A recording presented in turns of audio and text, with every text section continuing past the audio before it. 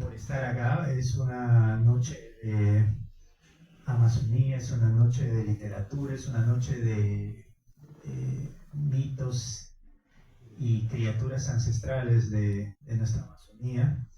Eh, es un honor ser parte de los presentadores de esta obra, Ashishita, eh, editada por Tierra Nueva, una editorial amazónica que ha estado presentándose con fuerza en tanto en nuestra Amazonía como a nivel nacional. Y en esta oportunidad, quien les habla, Paco Bardales, va a compartir con... Hola, sí, mejor. Compartir un poco creo que esto ya, perfecto.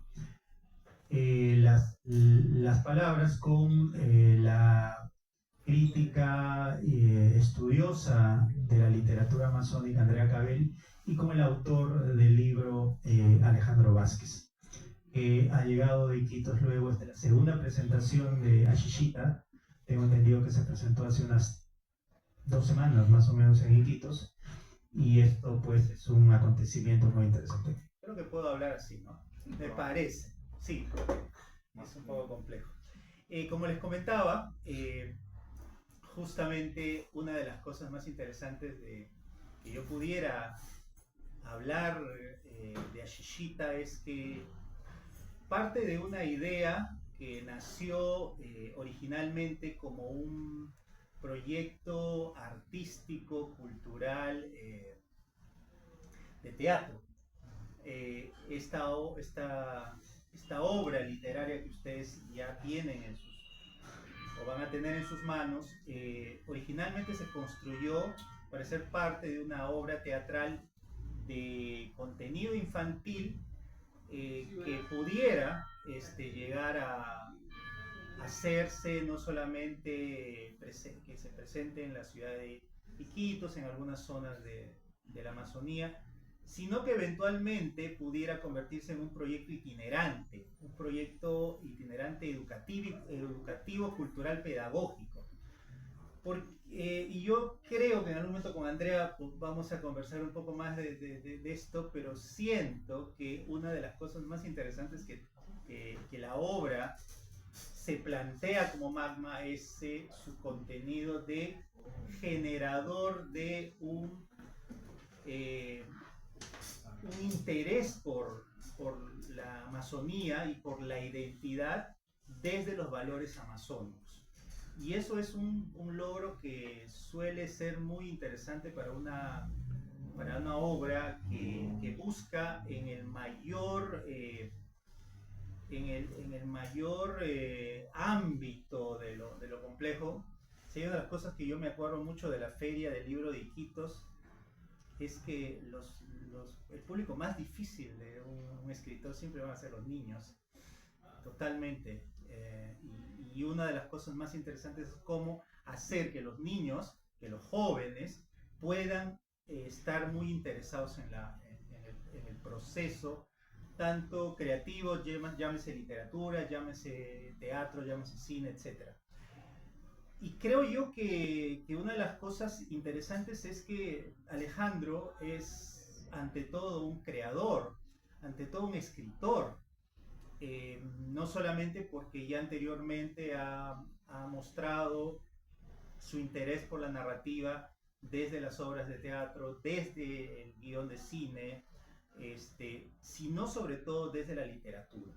Y una de las cosas muy interesantes de Alejandro, que forma parte de esta nueva generación de escritoras y escritores jóvenes de más o menos entre 18 hasta 29, 30 años, amazónicos, es que han empezado a construir desde la propia idea misma de sus orígenes, eh, formas muy interesantes de llegar a ese público que mayoritariamente es joven, que mayoritariamente está interesado en encontrar estos temas, estos mitos, y además que que le cuenten desde su propia atmósfera, desde su propia identidad. Porque Ashishita alude lo mismo a nuestra literatura clásica amazónica, ¿no? Ahí hay cosas que se pueden encontrar en la literatura de Arnaldo Panaifo, de Orlando Casanova, del mismo Germán Lequerica, pero también hay cosas que le deben bastante al cine, a la literatura universal. Por ahí está muy presente, por ejemplo, El Principito, está Alicia en el País de las Maravillas.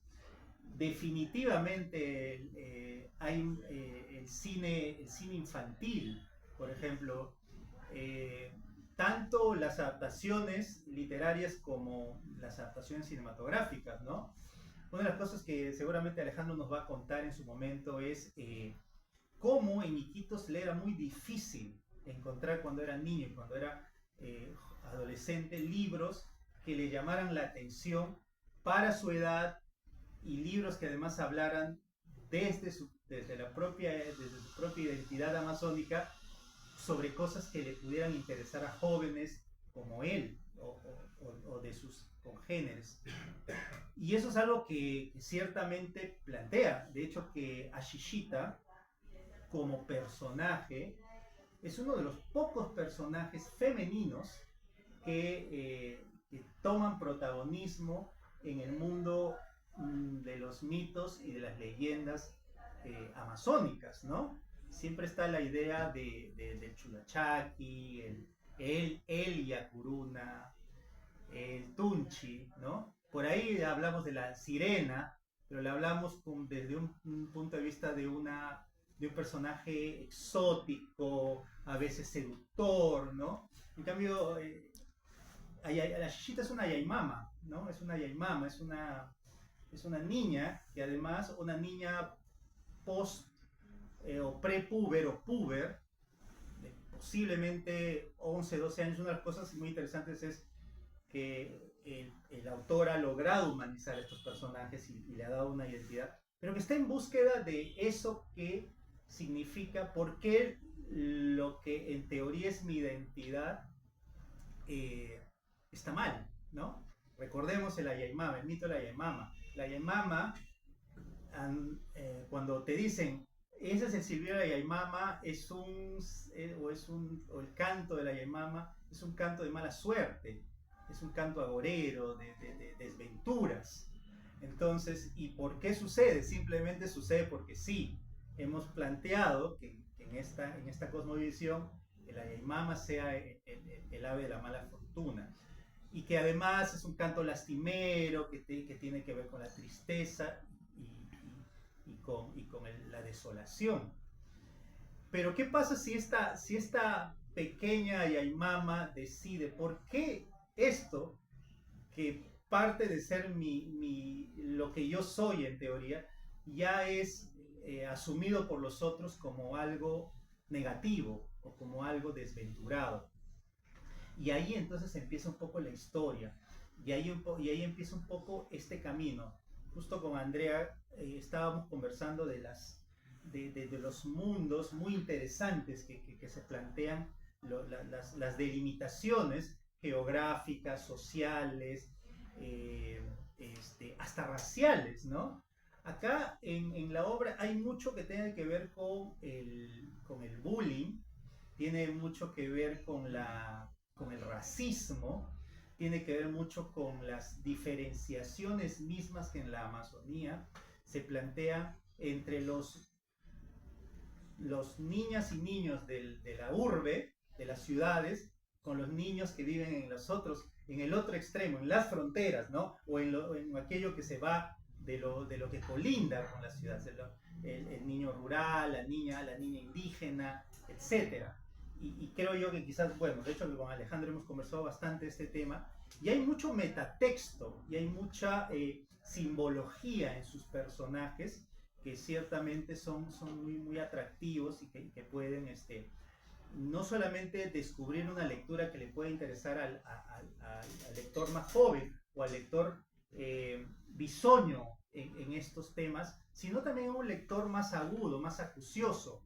Eh, Creo yo que justamente una de las formas más interesantes de conocer la Amazonía es conocer lo ancestral, conocer las historias de lo mítico, mágico, y conocer a sus criaturas, ¿no? Sus criaturas que ciertamente además van encontrando su propio espacio en los entornos contemporáneos, en los entornos temporales. Antes, por ejemplo, los seres del bosque, las criaturas ancestrales, las leyendas, eran como monstruos, eran cosas o eran seres a los que le teníamos miedo. Y eso es algo que en general, en realidad, parte de un concepto equivocado de lo espeluznante, ¿no? Ahora el Chuyachaki puede ser al mismo tiempo un protector del bosque. El Ayaymama puede ser en realidad un ser que pueda darte un camino, encontrarte un sendero. La Yanapuma, por ejemplo, que es una criatura que parte de sus virtudes humanas y al mismo tiempo de su entorno felino, que ciertamente además es un caso muy interesante de una criatura ancestral que se ha ido perdiendo en el tiempo. Antes hablábamos mucho más del Yanapuma, pero en este caso, en el caso de Shishita, hay una Yanapuma que representa la fuerza, que representa además el liderazgo y representa el buen juicio, que usualmente en las formas que se han construido la identificación de las criaturas ancestrales era vinculado con lo masculino. Entonces, acá más bien hay unas formas interesantes de ir leyendo el tiempo contemporáneo, lectores nuevos, lectores además que están interesados en figuras contemporáneas, que además dialoga con otros entornos, el entorno del cine, el entorno del anime, de la ilustración, tiene mucho de eso, y una de las cosas que yo siento que además hay que rellevar son las hermosas ilustraciones que una joven ilustradora de 19 años llamada Alessia Arnau ha hecho de la obra, ¿no? Y yo creo que eso es algo que además le da una identidad muy interesante. Ustedes ven acá, por ejemplo, a Shishita y a la Yanapuma, Yana la Yanapuma, ¿no? Y es muy, muy interesante el entorno protector, pero al mismo tiempo un entorno que no solamente, no es protector simplemente de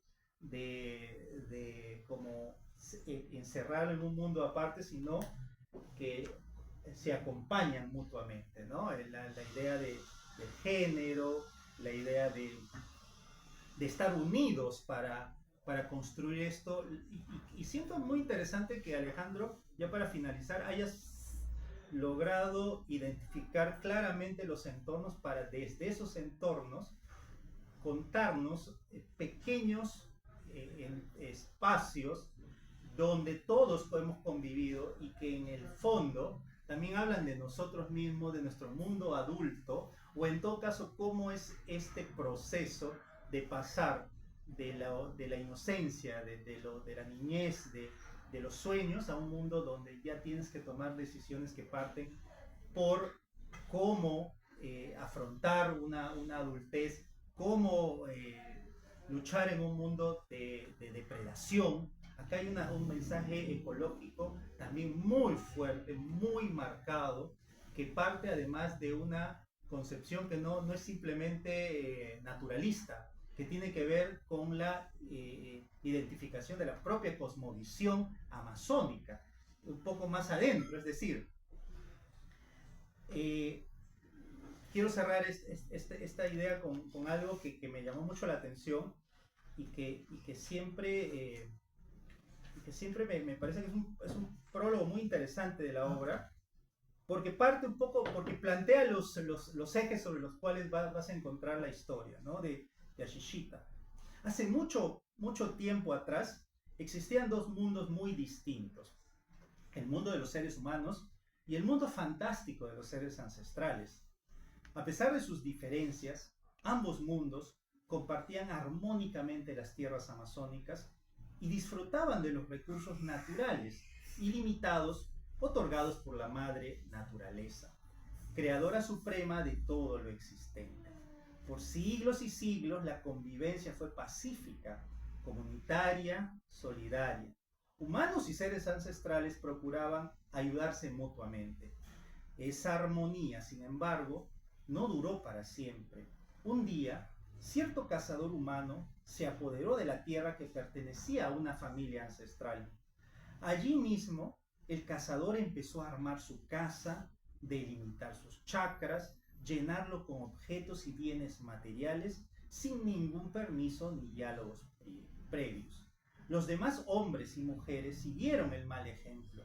Llenos de codicia y egoísmo, se apropiaron violentamente de los árboles, los animales, los ríos, los cielos, dejando de lado a los seres ancestrales, apartándolos del vasto bosque. Los seres ancestrales respondieron con ira, se volvieron más hostiles y retraídos, alimentaron de rencor sus almas, ahuyentaron a los humanos que osaban acercarse a sus dominios, mostrándoles sus rostros más feos y sus cuerpos más deformes. Ambos mundos se vieron de pronto enfrentados por el dominio de la selva. Se libraron batallas interminables en donde vidas inocentes se perdieron. Esto es de alguna manera, siempre he pensado que es como una metáfora de lo que está sucediendo en nuestra Amazonía actualmente. Las poblaciones originarias tienen que luchar por sus espacios, por sus entornos. Cada vez son invadidos, asumidos como algo que es de todos, pero que se malinterpreta o que se malusa. Entonces ahí hay un mensaje muy interesante que yo creo que entre los varios mensajes que Ashishita nos plantea, tienen sobre todas las cosas que ver con la importancia que tiene la Amazonía, no solamente con territorio geográfico, sino sobre todo con laboratorio de emociones, de simbologías, de una cosmovisión tan rica, tan vasta y ojalá y felizmente fecunda, gracias a obras como la de Alejandro Vázquez, interminable. Muchas gracias. Y creo que ahora con Andrea podemos seguir conversando. Adelante, Andrea. Así nomás. ¿Se me escucha si hablo así? ¿No? Bueno, de repente porque estoy un poco más lejos. Buenas tardes con todos, muchas gracias por venir. Estamos aquí boicoteando el partido de fútbol con una buena excusa. Bueno, yo te agradezco mucho, Alejandro, por permitirme presentar tu libro. Felicito a la editorial por apostar por talentos jóvenes, por apostar por obras tan interesantes y tan bien escritas. Después de todo lo que ha dicho Paco, en verdad me he quedado un poco preocupada porque ha tocado varios puntos que yo quería tocar, pero voy a partir desde el punto de la ruptura de una frontera. El libro parte desde un espacio que es la Amazonía, pero desde un espacio, digamos, fronterizo, donde están los seres ancestrales, que son estos seres mitológicos, y los seres humanos, como ya lo leyó desde el inicio Paco. Me interesa el quiebre de la frontera porque a partir de ahí aparece una protagonista que encarna lo que Gabriel Giorgi llama una nueva proximidad, este nuevo prójimo, este que está al costado y en el cual se difuminan estas fronteras entre lo humano y lo animal. Me parece que los personajes, que como ya dijo son guardianes ancestrales, por ejemplo, el Mayantú, el Chuyachaki, el Yanapuma, el Yacuruna, discuten sobre una cierta inestabilidad ontológica entre especies, se borran fronteras. No estamos solamente ante animales, sino ante animales que tienen lenguaje, libertad, conciencia, conocimiento, alma, subjetividad. Son seres complejos que nos adentran en una historia que nos pone en un dilema ético y que nos propone a su vez una ética del cuidado. Si bien es cierto, estamos situados en una época del antropoceno, en un contexto en el que la selva está siendo básicamente destruida, y con esto spoileo un poco la obra, al final la selva termina siendo salvada por justamente la criatura que daba miedo, por ese ser que causa temor.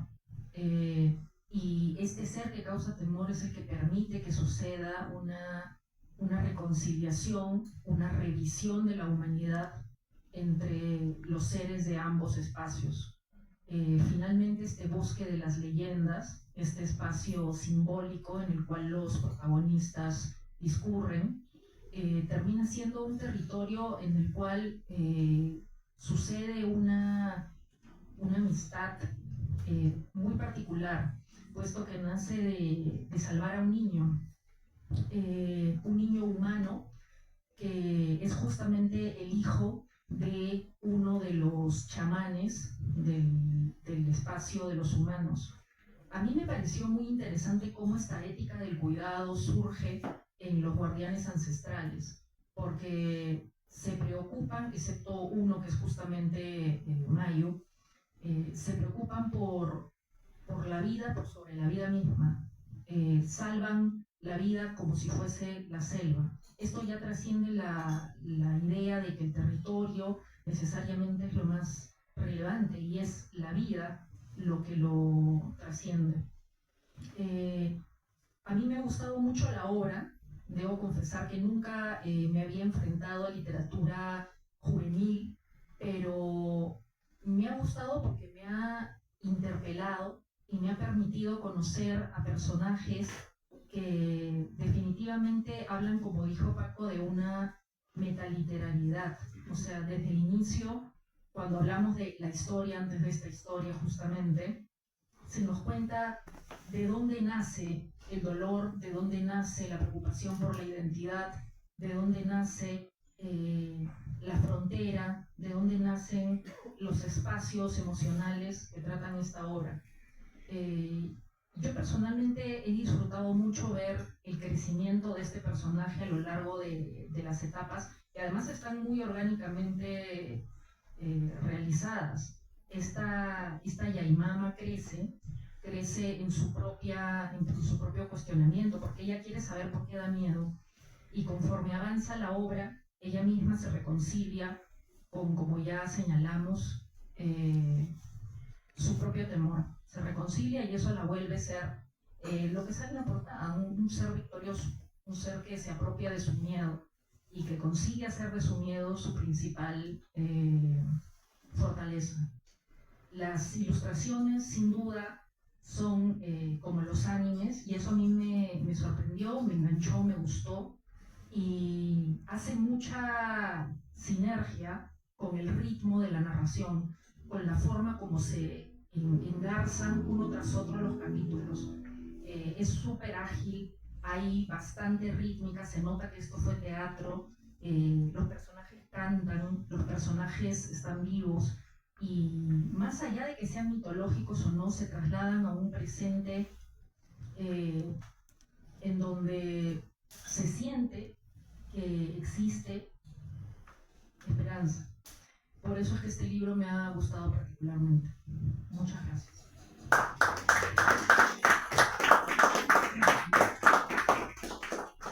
Bueno, quiero, antes de dar la palabra a Alejandro, contarles un poco de quién estamos hablando, ¿no? Parece que tiene menos edad, pero tiene 21 años, ¿no? Cumple 22. Ha publicado, él es del año 2002, ha publicado con la editorial Tierra Nueva Vuelo 2990, relato que forma parte del libro La ciudad son tus arterias. Ha escrito las obras teatrales Piojos y Manteles, Huevos y Cuchillos, esta última estrenada bajo su codirección. Asimismo ha coescrito la obra Monólogos de Caucho y Oscuridad y ha sido parte de la producción de diversos montajes teatrales y proyectos cinematográficos. Uno de ellos, como ya sabemos, Ashishita, que además ha escrito el guión.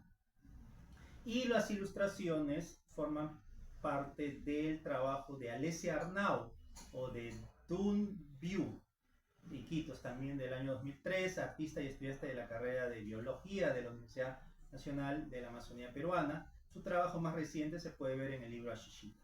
Y nada, además Alejandro es un apasionado por la lectura, ha trabajado anteriormente en proyectos periodísticos, en la organización de las ferias del libro, de las últimas 2 ferias del libro de Iquitos, y creo yo que además es un honor que podamos estar ahora presentando su primer libro, Ashishita, en este. Entonces quiero pedir un aplauso para Alejandro.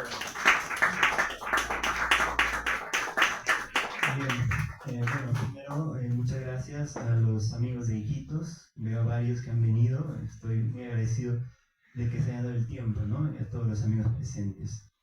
Bueno, justamente antes de empezar con toda la presentación, estábamos conversando un poco de cómo nace la historia de Ashishita, ¿no? Y mencionamos al teatro.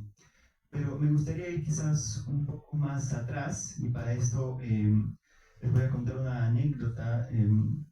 Hace unos años mi mamá me invitó a tomar ayahuasca, ¿no? Algo que creo que muchos de acá deben conocer, y que es una experiencia que de mi parte digo que no se la salte, ¿no? Porque es algo muy interesante. En esta toma de ayahuasca, que además es una actividad ceremonial, ancestral, amazónica, en esta sesión de ayahuasca recuerdo que nos internamos en el bosque, ¿no? Fuimos a una especie de albergue, nos internamos en el bosque, y durante este proceso a ciertas horas de la noche escuchamos justamente en medio de la selva el llanto de lo que parece ser pues una niña, un niño, ¿no? Un llanto infantil, lo que resultaba pues ser la Yaimama, ¿no?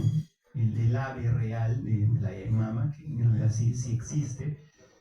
Y recuerdo yo haber sentido mucho miedo, mucho temor, porque realmente el canto, si han tenido la oportunidad de escucharlo, realmente es estremecedor, es muy triste además también, ¿no?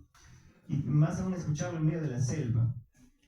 Y yo recuerdo haber esperado que digamos, el chamán que conducía toda la ceremonia también reaccionó de una manera quizás ¿no? con cierto temor. Pero recuerdo que él nos dijo que habíamos resultado el grupo más afortunado de todos los que participaban en este proceso de ceremonia de la toma de la ayahuasca, ya que la Yaimama es un ave que no suele aparecer muy habitualmente o muy de cerca, ¿no? Y más su canto se escucha muy pocas veces, lo cual chocó con la idea preconcebida que yo tenía de que todos entendemos en base a los mitos que nos han contado que la Yaimama tiene su canto resulta más bien de mala suerte, ¿no? Lo cual que el chamán, alguien que en teoría está cerca a esto, nos diga eso, quedó en mí, ¿no? Quedó esa idea de que más bien estamos presenciando, escuchando un acto que no es muy habitual, ¿no?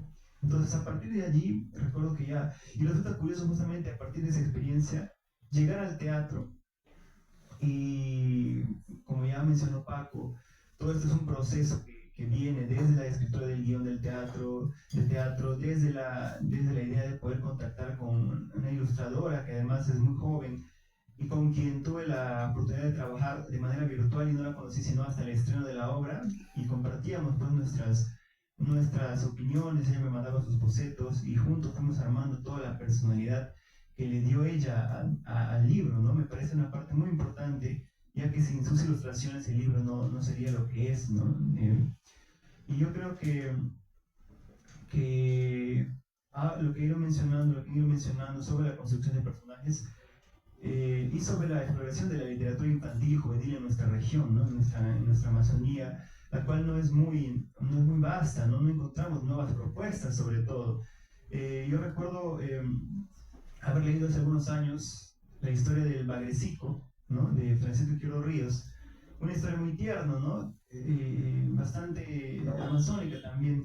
Pero luego, más allá de eso, las aproximaciones que teníamos a los personajes mitológicos que nos llegaban desde la literatura eran pues personajes que inspiraban miedo, ¿no? Que los pintaban como seres malignos que querían hacernos daño sin justificación, que de pronto no nos permitían acercarnos a ellos y entender la simbología que podían quizás tener, ¿no? También con la imagen que nos daban, quizás nos alejábamos más de esas historias que además son parte de nuestra cultura y de nuestros ancestros, ¿no? Entonces la idea de Ashishita con Paco y con toda la gente que venimos trabajando en la obra de teatro fue precisamente darle una nueva personalidad, una nueva reescritura a estos personajes. Cuando ustedes, si tienen la oportunidad de leer el libro, van a notar que no nos detenemos a contar el origen mitológico de los personajes en específico, ¿no? Sino que ya los vamos conociendo a partir de nuevas personalidades. El Chuyachaki, por ejemplo, un personaje que resulta muy gracioso, a quien no le gusta bañarse, ¿no? Y que tiene ciertas disputas con sus compañeros, los otros guardianes ancestrales. Y a partir de allí, ¿no? Empezamos a construir estos personajes. Y a Ashishita, ¿por qué tomar a Ashishita o a Alaya y Mama como el protagonista de esta historia, ¿no? Si nosotros indagamos un poco en la historia ancestral o en la historia mitológica de la Yemama, nos damos cuenta de que antes de ser un ser ancestral, este personaje fue una niña, ¿no? Perdida en el bosque, que fue recogida por la madre naturaleza y convertida en ave para poder adaptarse a la selva, ¿no? Desde allí hay una historia de origen bastante triste, ¿no? Hay un abandono de esta niña que se pierde, un sufrimiento, su canto que resulta ser de mal agüero y al mismo tiempo de tristeza, ¿no? Entonces, y además que resultaba venir de los dos mundos, pertenecer a ambos mundos, ¿no? Justamente como mencionó Andrea, la idea de poder tener este mundo dividido, el personaje calzaba muy bien como representación de lo que quería contar, ¿no? De estos dos mundos. Y entonces también la idea de poder tener un personaje infantil femenino me resulta muy importante, ¿no? Ya que no tenemos muchos personajes infantiles ya de por sí, y mucho menos personajes femeninos, ¿no? que puedan inspirar a más chicos, a más jóvenes, a más niños a acercarse a la literatura, que además recoge parte de su cultura y parte de sus historias ancestrales, ¿no? Entonces, yo creo que estoy muy, muy contento con todo el resultado que ha habido con el libro, con los comentarios de Paco y de Andrea. Realmente estoy muy, muy emocionado con lo que el libro pueda llegar a alcanzar, con el público que pueda llegar a alcanzar, con los niños que puedan leer estas historias y con los jóvenes que puedan encontrar en Ashishita, con las niñas y jóvenes que pueden encontrar en Ashishita un personaje que les inspire, ¿no? Que no se niegue a vivir con lo que quizás la idea preconcebida de un destino, ¿no? Que todos queremos cambiar nuestro destino y lo que queremos lograr en la vida.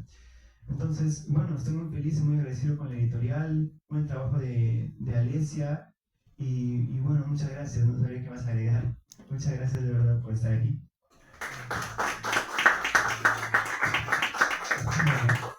Bueno, quienes quieran hacer algunas preguntas a Alejandro, yo en todo caso tengo un par de preguntas para ti. Uno, hay un personaje antagónico, que es el personaje del Mayantú, ¿no? Que es Mayu el Mayantú. ¿Cómo construiste este personaje? Pues es un personaje que además es bastante marcada, hay una justificación de su enojo, de su furia, de su rabia, pero al mismo tiempo hay una concepción que parte hasta incluso desde la supremacía, la supremacismo racial, ¿no? Entonces quisiera que me comentaras un poco de este personaje. Y dos, ¿cuáles son tus, digamos, referentes más inmediatos en cuanto a literatura? Hablabas un poco del tema de la niña que se pierde en el bosque. Me hace recordar bastante la fábula de los hermanos Grimm, ¿no? De Hansel y Gretel. No sé, ¿puedes contarnos un poco de cómo fue trabajar ya la parte literaria y etcétera? Claro, claro. Bueno, primero con lo respecto a Mayantú, si tenemos un personaje que pertenece a ambos mundos, pensaba en la idea de tocar temas que en la literatura quizás infantil no se tocan, ¿no? Uno de ellos es el tema racial. Tener un personaje que es racista, como es el Mayantú, que además cree en la supremacía de él como un ser ancestral y que no puede aceptar que los seres humanos se involucren en el bosque, me resultaba un tema interesante porque podemos tocar el tema de racismo con un personaje, ¿no? Con un personaje que además está presente en una historia infantil. Pensaba en la realidad también, ¿no? En lo que mencionaste, en cómo los seres ancestrales pueden evocar a poblaciones originarias, ¿no? Y cómo tienen ciertos conflictos con digamos, personas que no vienen o que no pertenecen a su territorio. Entonces había un tema racial, de pertenencia, que está muy presente en nuestra realidad. Me parecía importante tocar ese aspecto, ¿no? de la Amazonía, justamente con el tema, con el tópico de los mundos divididos, ¿no? Ahora, el tema de los referentes literarios, has mencionado algunos en tu intervención, entre ellos El Principito, historias con las que, por ejemplo, las del Bagrecico, historias amazónicas, que leía de niño, ¿no? Y bueno, luego también los referentes al libro de la selva, historias un poco más, digamos, universales, y por supuesto también la literatura infantil amazónica, como la que mencioné en el Bagrecico, ¿no? ¿Alguna pregunta? Público. Yo en todo caso te pediría si nos puedes leer alguna parte del libro, que es tu parte más difícil, tu parte más, o en todo caso la parte que más te ha sido compleja escribirla.